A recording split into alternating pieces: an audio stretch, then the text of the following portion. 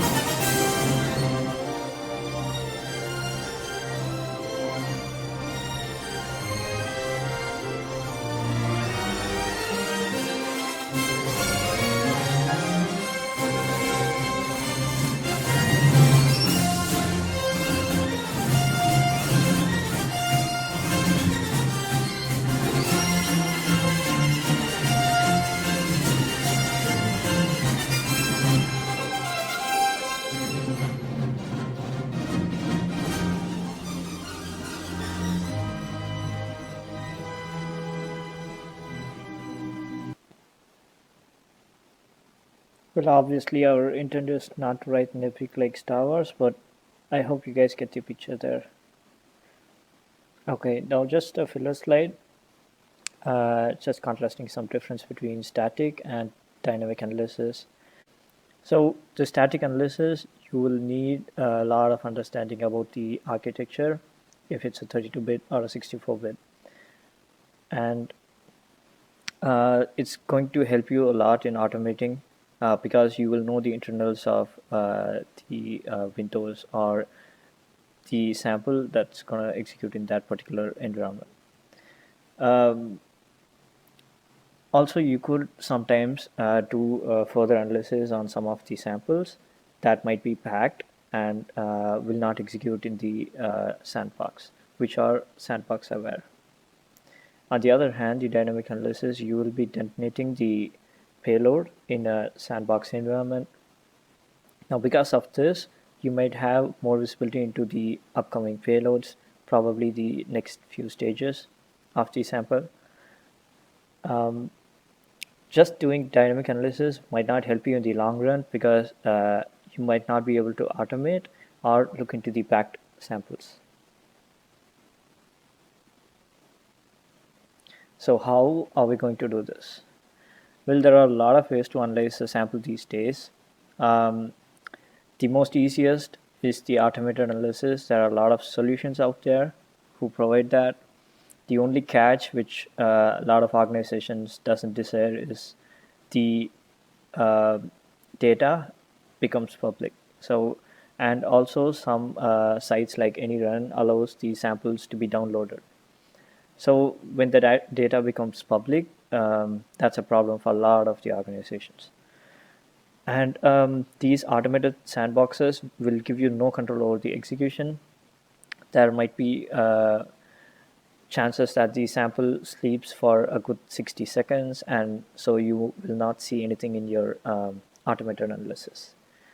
I have a quick demo for you guys and some examples in automated analysis just after this. But this talk's going to be more around how we can do dynamic and static analysis in-house in our lab, right? So in our lab, we'll be able to detonate it safely and capture and control that information privately. The only problem is that sometimes it's time consuming to set up the lab initially, but once it's done, it's going to be a breeze after that. And it is static. Of course, there's not going to be in any execution, but still it's safe to perform it under a lab environment.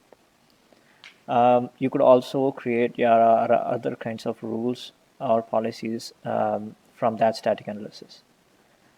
And coming to the code analysis or reversing or even memory analysis part, let's have that conversation for a different talk, probably the 102. It's going to need more knowledge and hands-on. So if you were a Super Saiyan, you would need a power level of 9,000 or more. So just look into how AnyRun works. It's one of my favorites because it's automated and it gives us an interactive VM for just 5 minutes. So after the 5th minute, the VM just shuts down, and you need to do whatever analysis before that time. So it has this nice little tab which explains the outgoing traffics, and it also does a correlation under the threads tab based on its own signatures within the AnyRun. At the right side is the process tab where you can browse the process ancestry. It's more simple, and that's why that's what I love about the AnyRun. You could also download the sample by just clicking on Get Sample.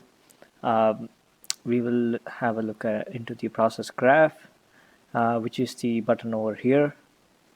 And it's going to give you a neat little graph like this, where you will also be able to go into or pivot into that particular file which you're interested in. So skipping a bit, this is the process tab we just mentioned, and there's also the attacks framework, and AnyRun will map your sample to the different techniques in the framework automatically. You could pivot more into that, And let's say if this is the only process in the workflow that you're interested in, you could just click on it and pivot into that. You could look at the registry changes, the files that it touched on, any other HTTP requests that it made. So we are looking at a QBot sample, and this is a zip file we received, and inside this zip file was a malicious Visual Basic script. Inside the Visual Basic script is the code that will try to download the 8.png, and the PNG file is the final payload, which we believe has the code that will create a beacon. So the PNG file is not actually an image file. As you can see here, it has the magic number MZ, which means it's a Windows executable. As you can see above from the thread, the ID, it's more of an executable than an actual image. So you could do most of the things with the automated analysis, but there are some limitations. For this particular sample, we could never get the PNG to execute because it is sandbox aware, and that is why it creates a sleep for a long time, and the environment just becomes useless in this case. I think I can show that here. You can see here that for every delayed simulation, it uses ping.exe for that, and inside the PNG file, it was packed, so the execution just stops there in the environment. And apart from that, still it's one of my favorites, and I recommend you guys just check it out. Going to the Joe sandbox, it's just an automated sandbox. It's not interactive, so you will not be able to interact with the sandbox during the execution. After the execution, you get a beautiful report like this.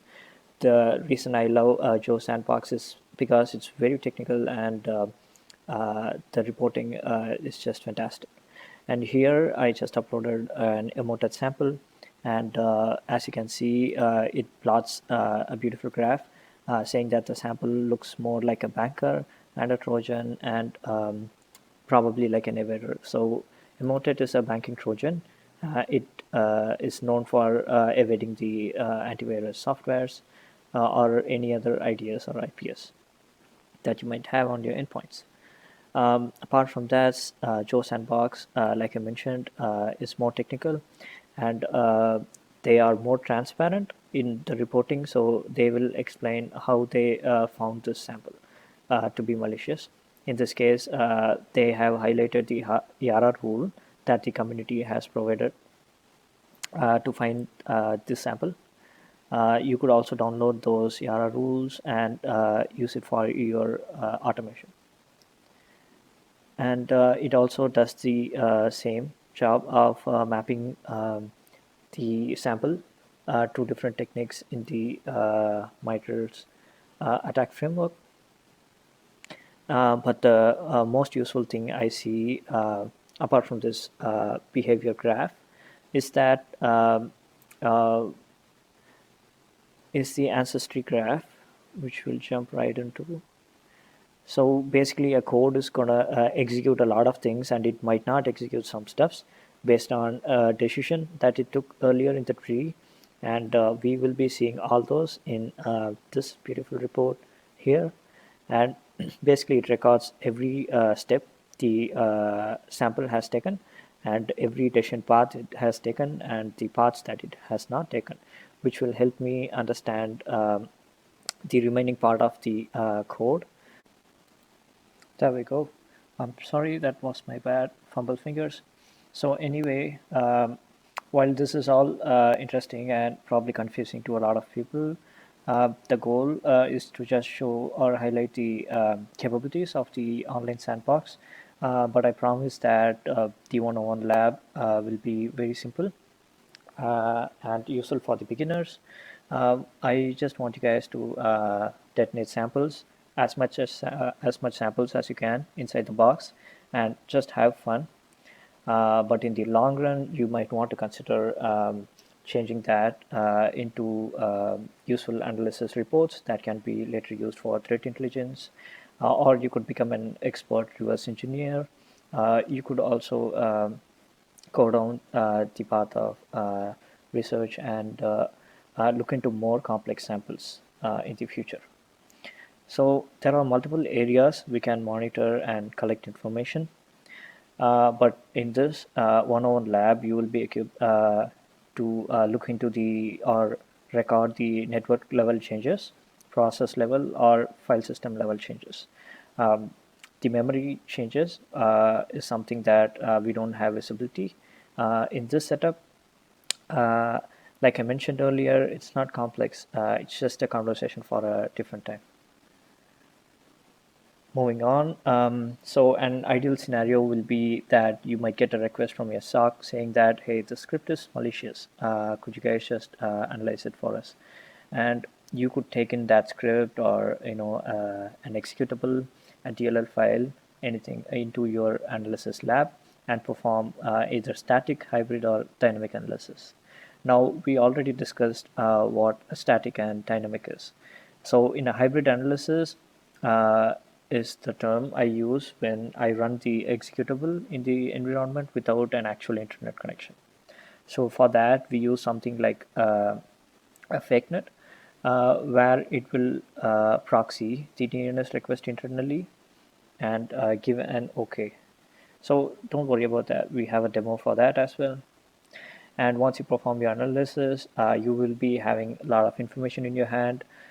You will be having the indicators of compromises, the IPs, hashes, and all that. You will finally put that into a virtual report for your management. So this lab setup is going to help you do all of those, right?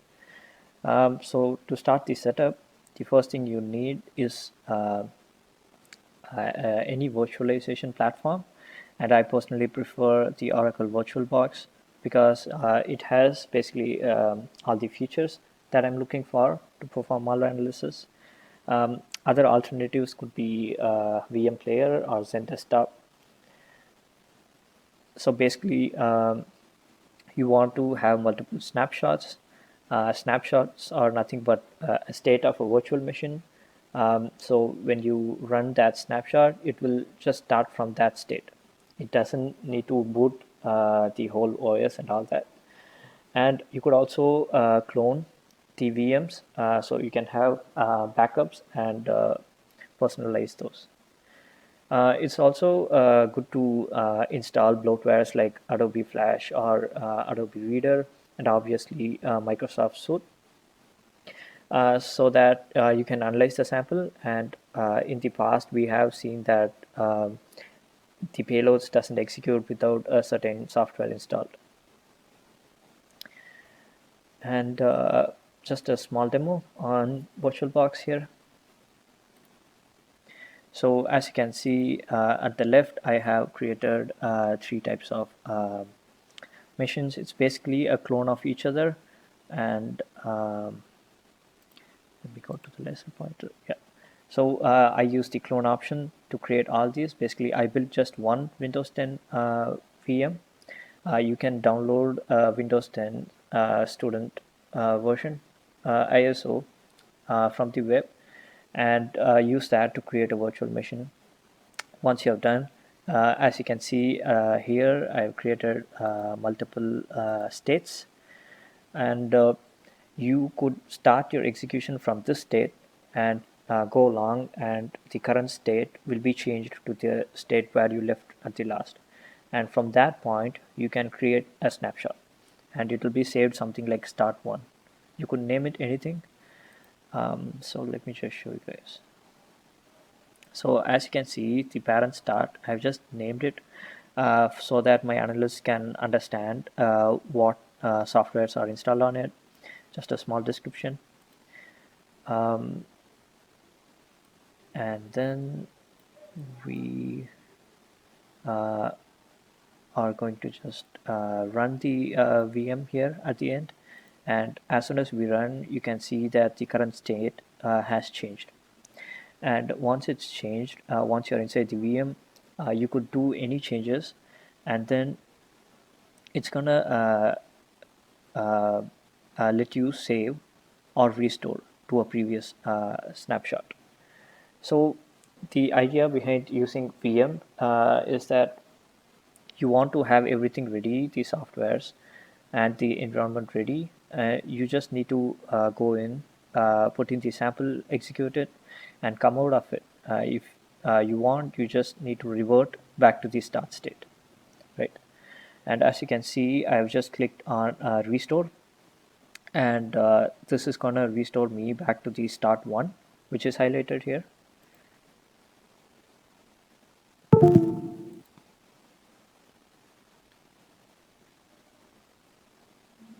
So once you are inside the virtual machine of your Windows 7 or Windows 10, preferably, uh, you will need some kind of a PE analyzer.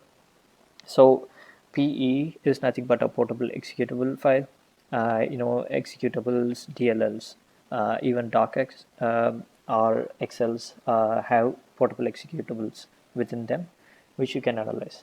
So like I mentioned, we will just stick with PE for this talk.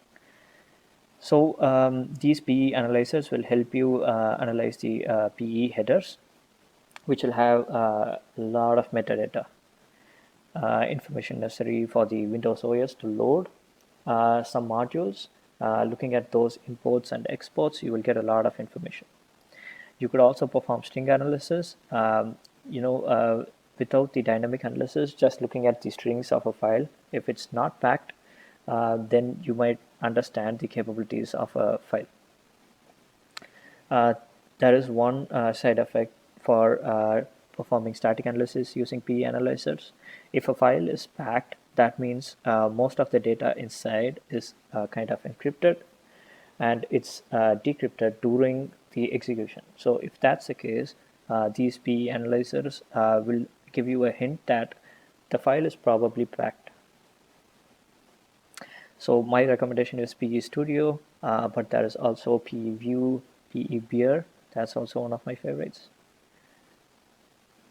Let's have a quick demo on the PE Viewer. So in this case, you have a Notepad exe, a Notepad setup file that has been sent to you for analysis, which the IT believes is not a legit Notepad setup file. So you're going to quickly open PE Studio and load the sample inside.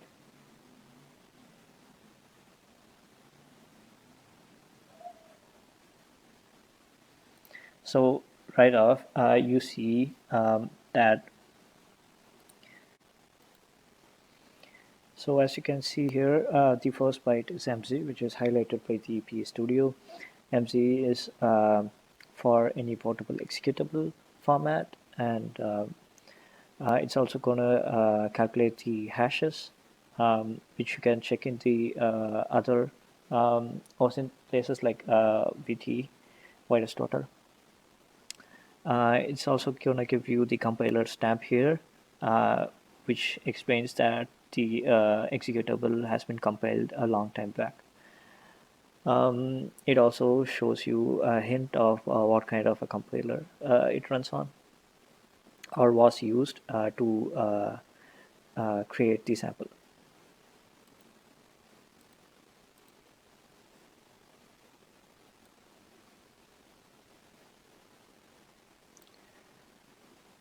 And going to the libraries, so you will be able to correlate a library and an import. So let's see. So basically every executable needs a lot of libraries which are inbuilt in the OS, and it depends on them for some basic actions like printing or reading data.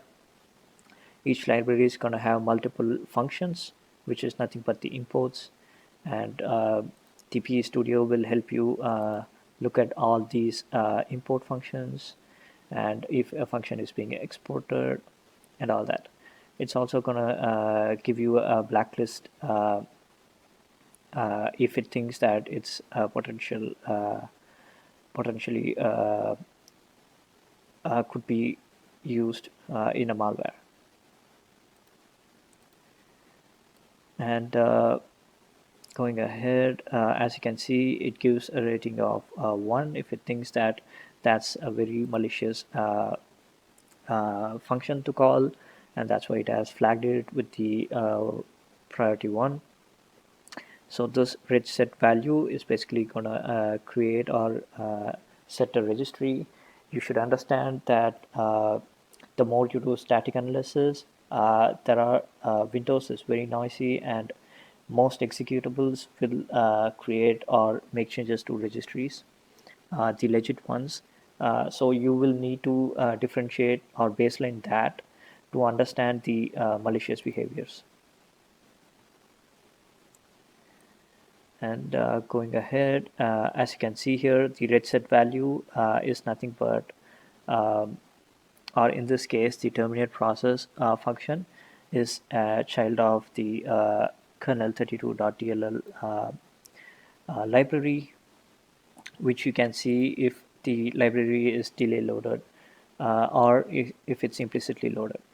So a delay loaded function is loaded at a later part, which is not explained here.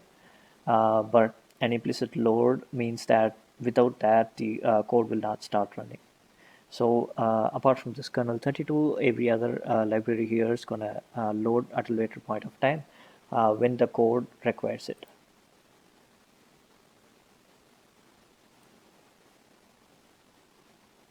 So as you can see, just by analyzing the PE headers, there's just a lot of information to take in.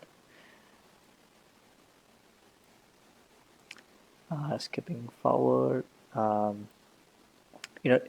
so that this debug path is a very good place to look for because script kiddies forget to change the debug paths or mask it, and any Windows any executable that's created with something like a Visual Studio Code or older versions of Visual Studio creates a PDB, which is the debugging path.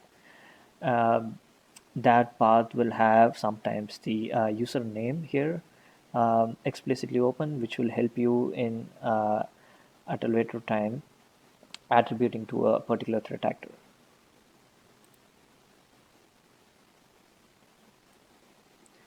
So I think that should do. Let's go forward to the Wireshark. So once you have installed PE Studio or a similar PE analyzer, I recommend installing Wireshark or any network packet analyzer, preferably something that can save the packets in a .pcap format.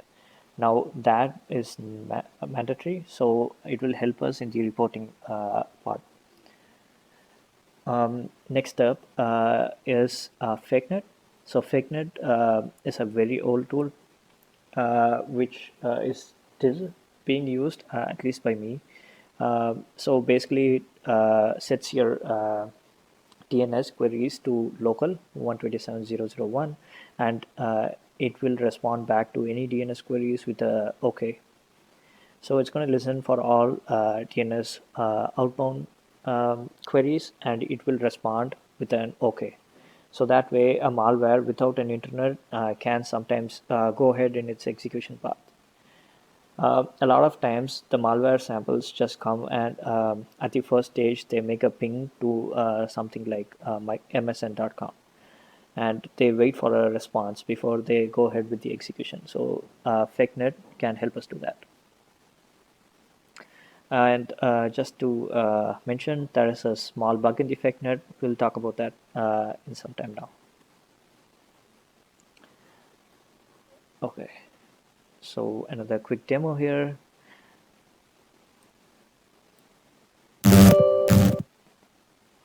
We have opened FakeNet, and once it's opened, as you guys can see, it's listening on multiple different ports. It's gonna try to respond to any of those outbound connections with an OK or keep alive signals.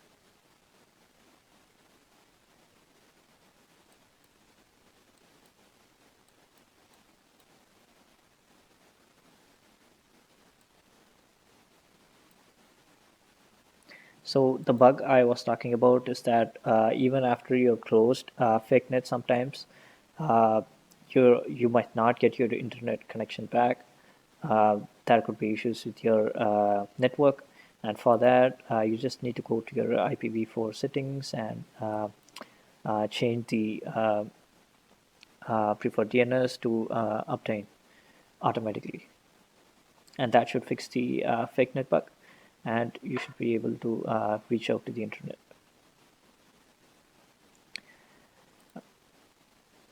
Going to the next slide, we're going to install something called Redshot. So Redshot is going to keep us, it's going to help us keep track of the registry changes. So the way it works is pretty simple. So first you take a shot before the execution, and then you take the second shot after the execution. So it's going to compare both the first and the second shots, and then it's going to give you the difference, which is nothing but the changes happened over the time. So that sounds similar, right? And then we are going to install a tool called Procmon. So Procmon is a very popular tool among the old network defender guys. So Procmon gives unparalleled view into the file systems. It's going to record the registry changes, the process spawns, process drops. Some kinds of injections can be detected with Procmon if a new thread has been created. So all this can be recorded using Procmon. This Procmon is also going to help us correlate the network connection that a particular process has made. Okay. The only side effect of running Procmon for a long time is that it's very bulky, and for every second it's gonna become bulkier. So make sure to start recording just before execution so that the graph doesn't get very complex for you.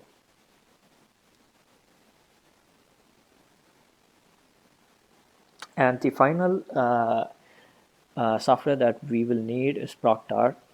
Of course, it needs some tweaks during the time of installation, but it's going to help you visualize everything that you have done so far and give you a neat story. So the Proctor works basically by combining the results you got from Procmon, which we saw before, and the Wireshark PCAP file. So it's going to combine that and give you a nice visual representation. So before I can show you guys the demo of the lab, just a best practice. So I would recommend that you guys run it in this order so you can capture the maximum amount of information and limit the additional resources. So basically it says that you can let's consider this with the internet, because that's what we are going to demonstrate now. With the internet, you can first do the PE analysis. After that's done, once you think that this is all the information you can get from static analysis, just run a red shot first one, the first registry shot, and then you can start the Wireshark and start recording, and then you can start the Procmon and start capturing there, and then you can execute your malicious program as soon as you're happy with that. Once you're given enough time, stop the Procmon and then the Wireshark, and then capture the next registry shot too, and you will record the registry shots separately, and you will use the proc dot to combine the procmon and the Wireshark results. And finally, once you are happy with your analysis, just revert your state X back to the start, because that's the best feature of the virtual machines. And you will finally have your story. Okay, so a quick demo. So I know I haven't covered Immunet. The tool, it's basically an open source antivirus. The reason behind it is because it's just an extra work for you to set up your lab. And for the newcomers, if you guys think that you don't want something go out of your hands, uh, or something escaping your sandbox, if you guys are worried about that kind of stuff, then having something like Immunet is recommended, so you guys can have some control over the execution. So the way to do this is by not setting the block mode to automatic, but to you can change that to ask here.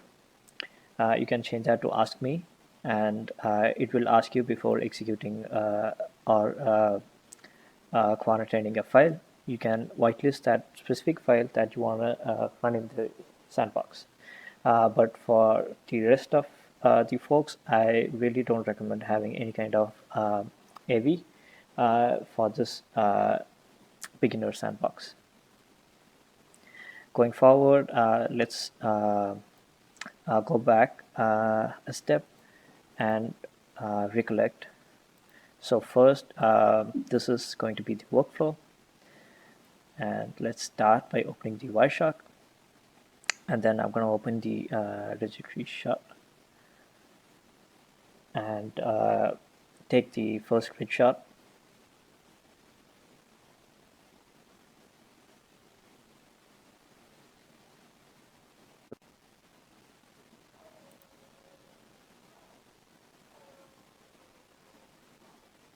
So the thing about grid shot is that it's Windows in general is very noisy, so it's going to capture a lot of registry changes. There are always registry changes in the backend, so you need to kind of baseline what's the normal in Windows. And let's move that aside. So once the first shot is complete, it's going to unlock the second shot button. So once it's unlocked, you can move the red shot aside and open the procmon.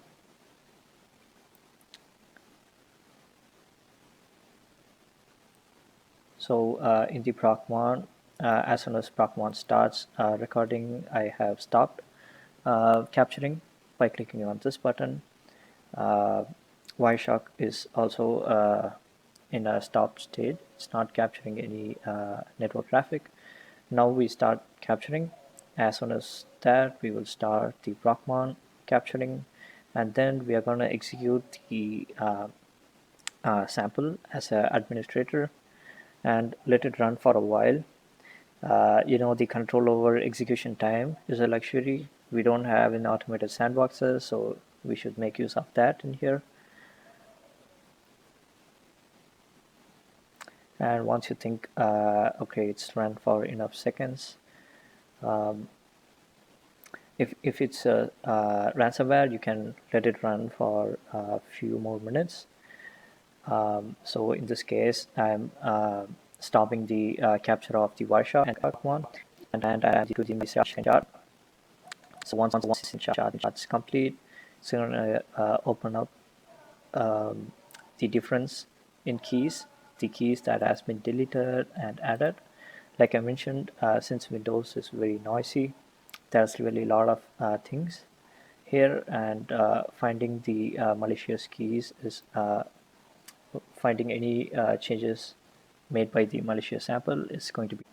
Now we're going to save the pcap from Wireshark in a .pcap format. By default, Wireshark saves in pcap-ng. Make sure to change that. And then we're also going to save the firemon in a specific format in a .csv, and we're going to make sure to select all events while saving. The procmon, when running for a few seconds, is going to give you a bulky log, so be aware of that. Now we have both the CSV file from procmon and the .pcap file from Wireshark. We're going to use proctar to combine them into a beautiful graph that can give us a better story into our sample. So we're going to input both the files here and in the window input. So we have input both the files, and we're going to click on the three dots here near the launcher. So it's going to start analyzing the procmon file, and it's going to give us the process that we might be interested in to analyze. And in the meanwhile, while it loads, let's look at the specific configuration that the procmon needs to have so the proc.dot can build a graph. If this configuration is not present, then the proc.dot will fail in the next stage where it's going to build the graph. You need to make sure to have the process name, the path, the process ID, and the thread ID enabled. Without this, the proc.dot cannot correlate or build the paths in the graph. Now, once the first stage of analysis is done, it's going to give us some interesting process IDs to pivot into. Now, we see that there are two notepad processes, but we only executed it once. So we're going to analyze that. Every kernel is going to assign the process ID in an ascending order by default. So this should be the parent process. So first let's look at this. So I'm going to double click the 1156 process ID. And once I do that, I need to click on refresh so it can start building the graph. And if you haven't made the proper procmon configuration, it's going to give you an error at this point in time.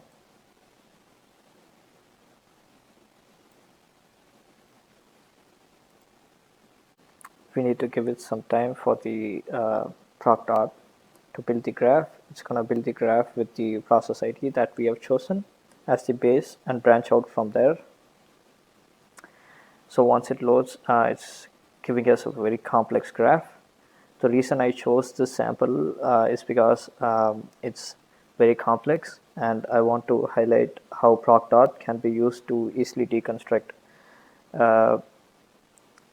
a very complex graph like this. So because of the complexity, we need to run this graph by every frame from the start to understand the program flow. Now, just to show you guys the features of the the proc.dot, I'm gonna click on the movie button right here to understand better. So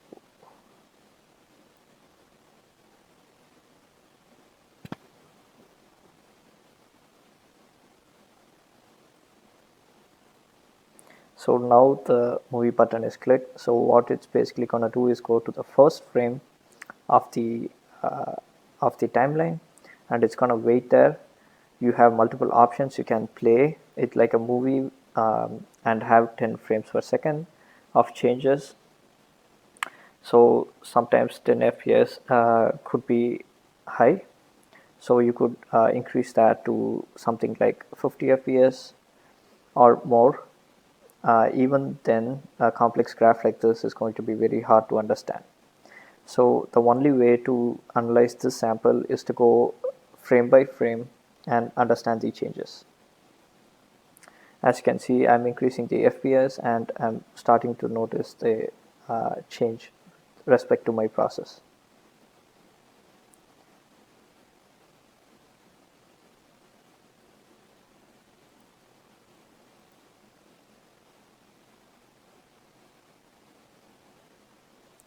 and slowly it's gonna play into the whole graph. But let's start analyzing the second process ID, because I see that the second process ID here has terminated unexpectedly. Now that's a very interesting thing for me to analyze. So I'm going to go back into the launcher and select the second process that we saw at the top of the list as the base of the graph. So I've clicked on the launcher and it's going to analyze the proc1 file again. Then it's going to give us again a list of processes to choose from. And here I'm going to make the first one as the base. And once I've clicked that, it's going to load the graph again, skipping that part. Yeah, so now we have the second graph. There's nothing much different from it. So let's start analyzing from the first frame to see if it's giving us a clear picture. So as you can see, I clicked on the movie button here and coming to the first frame, and I'm slowly looking at it from frame, and this is the first thread ID, which our process is tied to, and the same thread ID is speaking with a different process, basically a log file called sfc.exe.log. Let me show you guys that.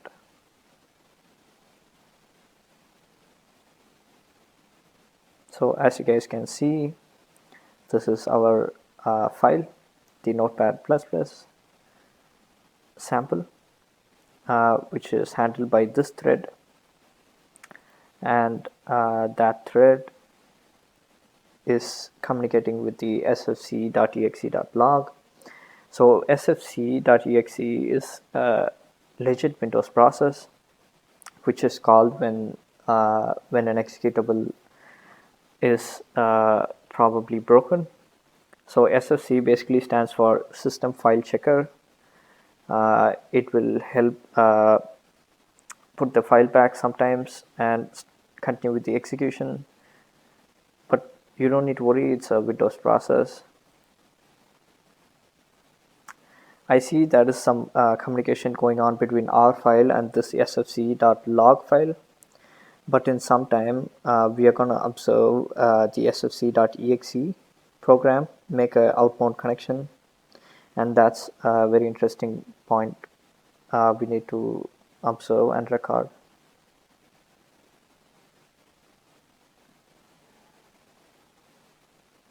So at this point of time, we see sfc.exe making an outbound connection to an external IP, which is very weird. And once that happens, we also see a response from that IP.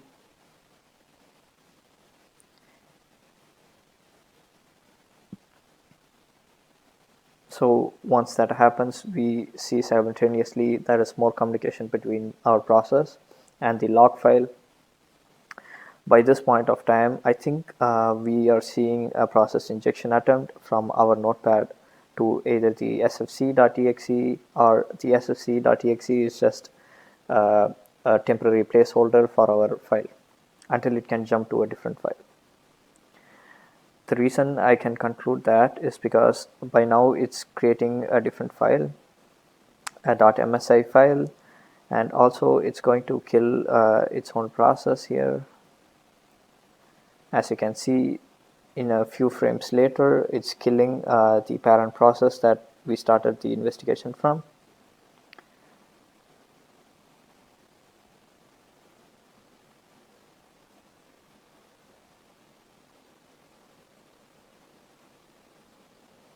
So beyond this point, the malicious process is injected code into probably a Windows legitimate application, and it can morph from there.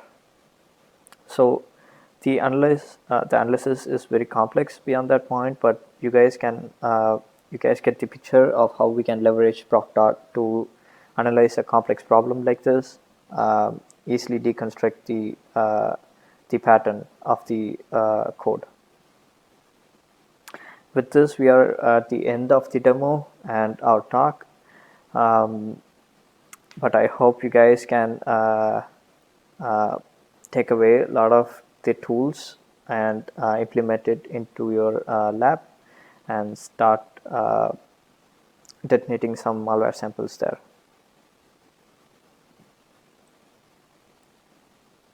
The one important thing that I forgot to mention is always record your analysis, take screenshots, make notes of whatever you're observing, so you can put them later in a proper report.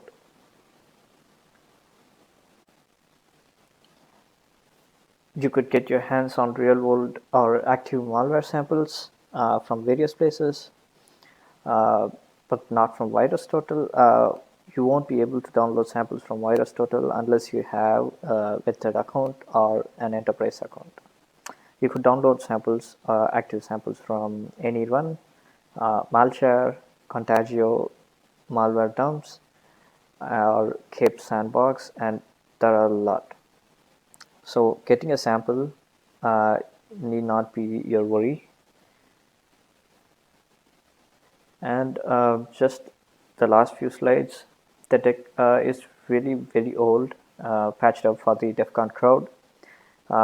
There are a lot of new tools and solutions that can replace the list mentioned in this talk, but this setup still works.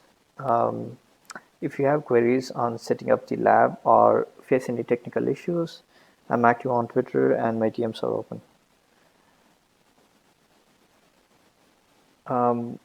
My goal was basically to break the surface ice with malware analysis and give you guys a tool that you guys can leverage.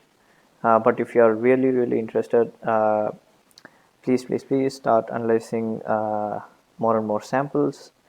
With a little bit of curiosity, you'll be an expert in no time.